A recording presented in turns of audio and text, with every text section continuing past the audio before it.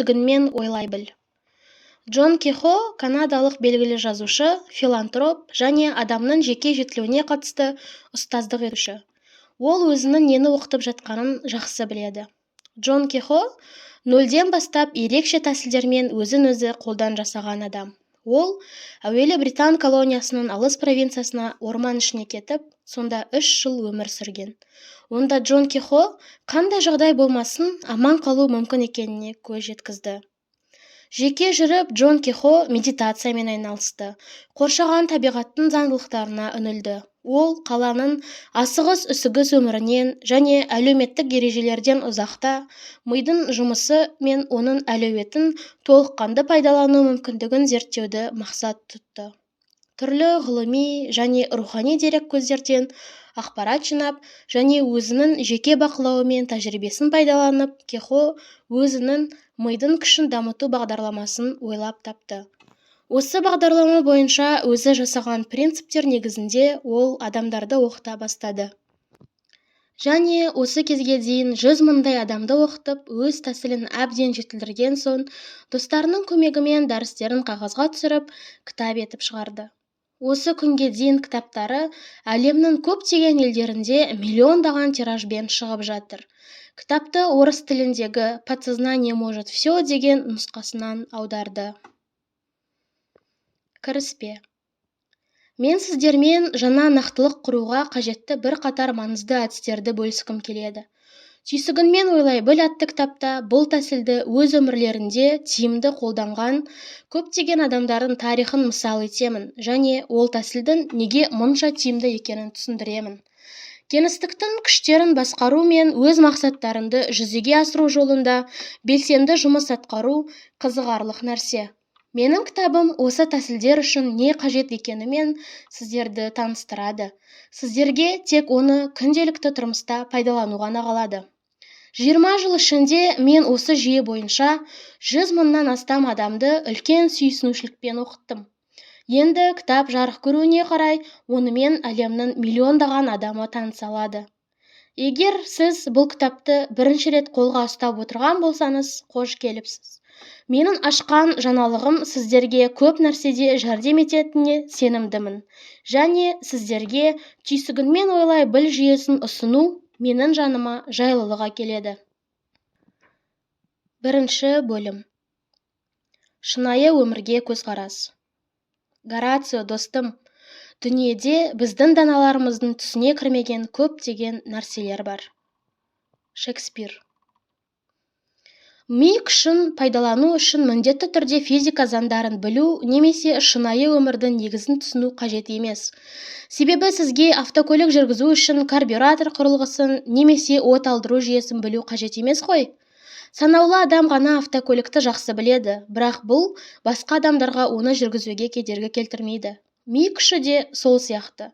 Кез келген адам осы жүйенің негізін үйрене алады және оны күнделікті өмірде сәтті пайдалана алады. Біз шынайы өмір негізін және соңғы 20 жыл ішінде таңғалдыратын жаңалықтарды зерттеуден бастаймыз. Олар мидың өз шынайы өмірін қалай жасайтынын түсінуге көмектеседі. Көзге елестету мен ойша көріну тек қана арман емес, шығармашылық процесс екенін түсіндіреді. Ал олар өз кезегінде адамдарға заттарды біріктіру, сұйықтыққа айналдыру, тұқымның бөртіп, дәннің өсуін жүзеге асыратын энергия ағынын бақылауға және бағыттауға көмектеседі. Бұл энергия ағынының негізін түсініп, сіз ми негізін түсінуге келесіз. Және шабыт, Құдайға жалбарыну және ішкі дауыс табиғаттан тыс нәрсе емес. Олар адам үшін ашық және адам қолдана алатын заңдарға бағынатынын көресіз. Адамға кеңінен танымал әлемдегі заттар сияқты ми күші де заңдарға бағынады.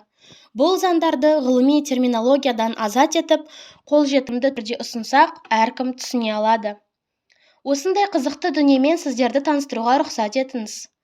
Қазіргі таңдағы физика әлемді шексіз бөлінбес динамикалық белсенді желі ретінде қарастырады. Ол өмір сүріп, тұрақты түрде дамып қана қоймай, бір-біріне әсер етеді. Бірінші деңгейде әлем біртұтас, бөлінбес, әр затты және әр іс-әрекетті жарып өтетін шексіз энергия теңізі сияқты. Ол біртұтас. Бір сөзбен айтсақ, қазіргі таңдағы ғалымдардың айтуынша, мыңжылдықтар бұрын мистиктер, көріпкелдер, оккультистердің айтқанынан біз бөлек элементтер емеспіз, үлкен бір тұтастықтың бөлшегіміз. Бір тал шөпті жұлғанда барлық әлем дірілдейді. Упанишададан алынған ой. Қазіргі таңдағы физика материалды өмірге деген біздің көзқарасымызды өзгертті. Бүгінгі таңда бөлшектер негізгі заттан тұрады, және ол көзқарасты ешкім ұстанбайды. Олар энергия жиынтығы. Олар аяқ астынан орын ауыстырулары мүмкін. Оны кванттық секіріс деп атайды. Бір жағдайда тұтас жиынтық ретінде, екінші жағдайда таза энергия толқындары ретінде алға шығады. Өмір өзгерісте. Тұрақты ештеңе жоқ. Барлығы үзіліссіз қозғалыстағы модель бөлшегі болып саналады. Таудың өзі де бұл қатты энергия бейінінің нәтижесі. Әлемнің тірі және динамикалық қозғалыста, және біз де әлемнің бөлшегі болғандықтан тіріміз, әрі динамикалық қозғалыстамыз. Әлем бұл алып голограмма. 1947 жылы Денис Гарбер голографиялық әсер теориясының негізін қалады. Кейін ашқан жаңалығы үшін Нобель сыйлығын иеленді. Голограмма дегеніміз бұл тұтастықты құрайтын бөлшектердің әрқайсысында да осы тұтастықтың өмір сүруі. Мысалы, теңіз жұлдызы өзіндік голографиялық әсерге ие. Егер де оның бір бөлшегін кесіп тастасаң, ол қайтадан өсіп шығады. Сонымен қатар, кесіп тасталған бөлшектен жаңа теңіз жұлдызы өсіп шығуы мүмкін. Себебі оның генетикалық коды әр бөлшегінде бар. Мен бірнеше жыл бұрын көрмеде голографиялық әсерді пайдаланған фотосуреттерді көрдім. Солардың бірінде тік тұрған әйел бейнесі бейнеленген. Суретке оң жағынан қарасаңыз, сіз басқа суретті көресіз. Әйел темекі шегіп тұр. Егер де сол жағынан қарасаңыз, сурет өзгеше бейнеге енеді. Әйел еркелеген позада бейнеленеді. Егер де кенеттен бұл сурет жерге құлап, ұсақталып сынса, сіз ойлағандай әр сынықта әйелдің аяқ киімі немесе көйлегі болмайды. Керісінше, әр сынықта әйелдің толыққанды бейнесін көресіз. Кез келген сынықты жан-жағынан қарасаңыз, суреттің қалай өзгеретінін байқайсыз. Бірде әйел темекі шегіп тұрса, екіншісінде әйел еліктіретін позада тұрады. Әр сынықта толыққанды суретті көре аласыз. Қазіргі таңда шынайы өмір өзінің негізінде голограмма және ми жұмысы да голографиялық әсерге негізделген деген көзқарас бар. Біздің ойлау қалпымыз бен әлемнің төменгі даму деңгейі арасында көптеген ортақтастық бар, және сол заттың өзін құрайды. Ми бұл голографиялық әлемді бейнелейтін голограмма. Осы таңғажайып идея авторлары Лондон университетінің физигі, Эйнштейннің шәкірті Дэвид Бом және жаһандық кванттық физика ғылымының қайраткері әрі Стэнфорд университетінің нейрофизиологы Карл Прайбрам саналады. Олар өз жаңалықтарын бір-біріне тәуелсіз түрлі ғылым саласында жұмыс істеу барысында ашты. Бом кванттық физиканың құбылыстары мен процестерін дәстүрлі теория арқылы түсіндіру барысында бірнеше рет сәтсіздікке ұшырап, әлем голографиялық табиғат деген шешімге келді. Прайбрам адам миын зерттеу барысында дәстүрлі теориялар оның көптеген құпияларын шеше алмайтынына көзі жетті. Екі ғалым да голографиялық модель мағынаға толы болып, бұған дейін жауапсыз қалған сұрақтардың жауабына айналды. Олар өз жаңалықтарын 20 ғасырдың 70 жылдарының басында жариялады. Ғылыми орта олардың жаңалықтарына үн қатты, бірақ өкінішке орай, ғылыми ортадан тысқары бұл жаңалық кең танымалдылыққа ие бола алмады. Кейбіреулер оларға күмәнмен қарады. Қай ғылыми теория болса да бұл жағдайды басынан кешірген. Бірақ жаһанның алдыңғы қатарлы ғалымдары олардың жақтастарына айналды. Кембридждік ғалым 1973 жылы физикадан Нобель сыйлығының лауреаты атанған Брайан Джозефсон Бом Прайбрам теориясын шынайы өмірдің негізін түсінудегі озық ой деп атады. Материя мен ми арасындағы көпір кітабының авторы, біздің ойлау процестеріміз көпшіліктің болжауына қарағанда физикалық дүниемен тығыз байланысты деген теорияны ұсынушы Канада Корольдігі университетінің ғалым физигі доктор Дэвид Питт осы теорияға келісім білдіреді.